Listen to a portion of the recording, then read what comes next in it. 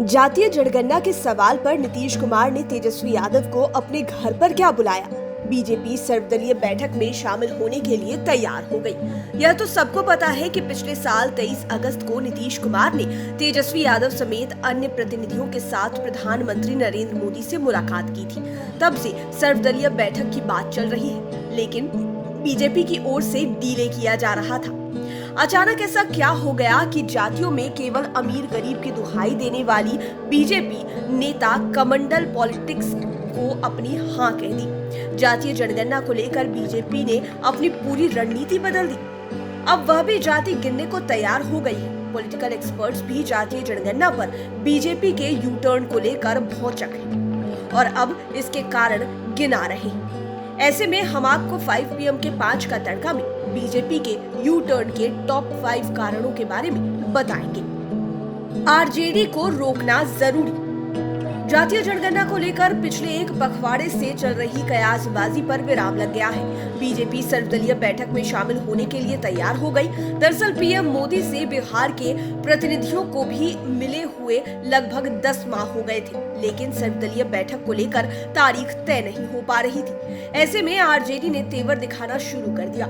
इसे लेकर नेता प्रतिपक्ष तेजस्वी यादव ने दिल्ली तक पैदल मार्च करने की बात कह दी। वहीं पिछले पखवाड़े 10 मई को इसे लेकर उन्होंने मुख्यमंत्री नीतीश कुमार से मुलाकात भी कर ली।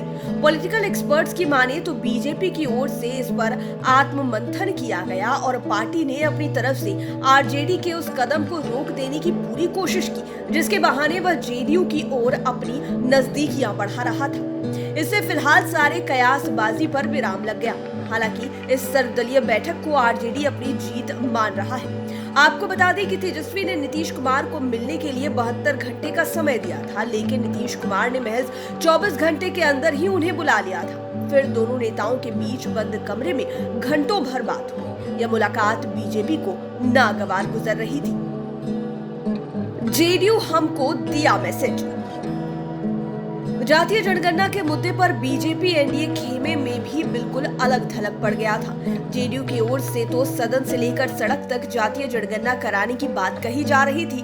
वहीं जेडीयू के राष्ट्रीय अध्यक्ष ललन सिंह और संसदीय बोर्ड के राष्ट्रीय अध्यक्ष उपेंद्र कुशवाहा तो इसके लिए सदन से लेकर सड़क तक पर आवाज उठा ही रहे थे। मौका मिलने पर मुख्यमंत्री नीतीश कुमार भी जातीय जनगणना जल्द कराने की बात कह रहे थे। 3 दिन पहले ही ललन सिंह ने मीडिया से बात करते हुए कहा था कि जातीय जनगणना समय की मांग है। इतना ही नहीं, एनडीए में शामिल पूर्व मुख्यमंत्री जीतन राम मांझी की पार्टी हम भी बीजेपी पर हमलावर हो गई थी। हम पार्टी की ओर से भी इशारों में जातीय जनगणना में हो रही देरी को लेकर बीजेपी को दोषी ठहराया जा रहा था। दरअसल केंद्र सरकार ने पहले ही जातीय जनगणना को लेकर मना कर दिया था। तब बिहार सरकार ने अपने स्तर से इसे कराने का निर्णय लिया है, लेकिन बीजेपी की ओर से टाल मटोल के कारण सर्वदलीय बैठक में देरी हो रही थी। ऐसे में बीजेपी के बिहार के लेवल पर भी बदनामी होने लगी। फिर बीजेपी ने यू टर्न लेकर यह मैसेज देने की कोशिश की कि जेडीयू से उसकी दोस्ती में कोई भी करवाहट नहीं है, किसी तरह की कोई भी खटास नहीं है।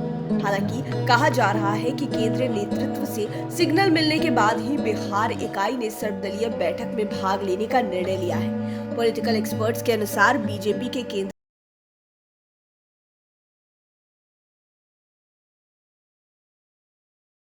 तुरंत चौतरफा फायदा मिले। गलत धारणा को दूर करने की कोशिश। बीजेपी के सर्वदलीय बैठक को लेकर टाल मटोल का रवैया सहयोगी दलों को नागवार गुजर रहा था। साथ ही जातीय जनगणना के जवाब में बीजेपी की ओर से जनसंख्या नियंत्रण कानून की हवा भी दी जा रही थी। यह भी किसी भी दल को अच्छा नहीं लग रहा था। दरअसल कई दफा सर्वदलीय बैठक के सवाल पर मुख्यमंत्री नीतीश कुमार पत्रकारों से घिर गए थे। उन्हें बचने के लिए सही बात बतानी पड़ती। हर बार कहा जाता था कि बीजेपी की ओर से अब तक सहमति नहीं आई है, सो सर्वदलीय बैठक बुलाने में देरी हो रही है। इससे बिहार के लोगों में भी मैसेज जा रहा था कि बीजेपी ही जातीय जनगणना के विरोधी है। इससे पार्टी के प्रति गलत धारणा बनती जा रही थी, जबकि बिहार में बिना जाति के पॉलिटिक्स की बात करना बेईमानी होगी। यह कड़वा सच है कि बिहार पॉलिटिक्स में जाति कूट कूट कर भरी है। इसकी अहमियत को बीजेपी ने समझा। पॉलिटिकल एक्सपर्ट्स की माने तो बीजेपी अंदर से जातीय जनगणना को लेकर अभी भी खुश नहीं है, क्योंकि जातीय फिगर आने से हिंदुत्व एजेंडा सफल नहीं होगा, जबकि यह एजेंडा ही बीजेपी का आधार वोट है। ऐसे में बीजेपी धर्म संकट में फंस गई थी और अंत में सामने को देख और जातियों की गिनती कराने के लिए तैयार हो गई। 2024 पर भी नजर। जातीय जनगणना को लेकर बिहार के कारण बीजेपी के केंद्रीय नेतृत्व की भी बदनामी हो रही थी। यह अलग बात है कि बिहार विधानमंडल से 2 बार जातीय जनगणना के पक्ष में प्रस्ताव पारित किए गए थे। दोनों ही बार के प्रस्ताव में बीजेपी को समर्थन मिला था। बाद में जब नीतीश कुमार 10 राजनीतिक दलों के प्रतिनिधियों के साथ पीएम से मिले थे, तब भी उस प्रतिनिधि मंडल में बीजेपी शामिल थी। इसके बाद भी बीजेपी नेता कास्ट सेंसस को लेकर केंद्रीय नीतियों को फॉलो कर रहे थे। यही वजह रही कि जब भी जेडीयू की ओर से कोई नेता कास्ट सेंसस की बात करता तो बीजेपी के मंत्री से लेकर विधायक तक जनसंख्या नियंत्रण कानून को उससे ज्यादा जरूरी बताने लगते। इससे जेडीयू और बीजेपी के बीच दूरी बढ़ती जा रही थी। हालांकि सुशील मोदी तो नीतीश कुमार के पक्ष में बोलते थे, लेकिन प्रदेश अध्यक्ष संजय जायसवाल, मंत्री जनक राम, मंत्री नीरज कुमार बबलू, हरिभूषण ठाकुर बचौल जैसे नेता अन्य मुद्दों को हवा देने में लगे रहते थे। इससे ध्यान बटाने के लिए बुलडोजर पॉलिटिक्स, लाउडस्पीकर पॉलिटिक्स को भी उछाला जाता था। पॉलिटिकल एक्सपर्ट्स के अनुसार बेशक बीजेपी जेडीयू के बीच बढ़ती दूरी का खामियाजा 2024 के लोकसभा चुनाव में भुगतना पड़ता। इसे भांपते हुए बीजेपी जातीय जनगणना कराने के लिए तैयार हुई है। लालू की एंट्री का भी पड़ा असर। एक समय था जब बिहार ही नहीं बल्कि पूरे देश में मंडल पॉलिटिक्स चरम पर था। आरक्षण के लिए बड़े बड़े आंदोलन किए जा रहे थे।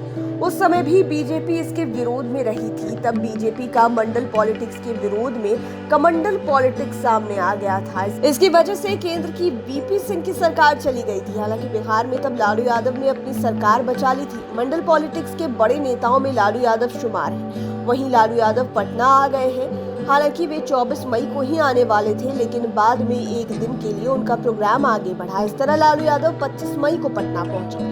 इधर नीतीश कुमार जातीय जनगणना को लेकर बीजेपी से नाराज चल रहे थे। ऐसे में बीजेपी ने अपनी रणनीति में थोड़ा बदलाव कर दिया। दरअसल लालू और नीतीश की दोस्ती के रिजल्ट को बीजेपी 2015 के विधानसभा चुनाव में देख चुकी है। ऐसे में बीजेपी नहीं चाहती कि फिर से उसी रास्ते पर दोनों दल चले जाएं और नीतीश कुमार की नाराजगी का फायदा लालू उठाए।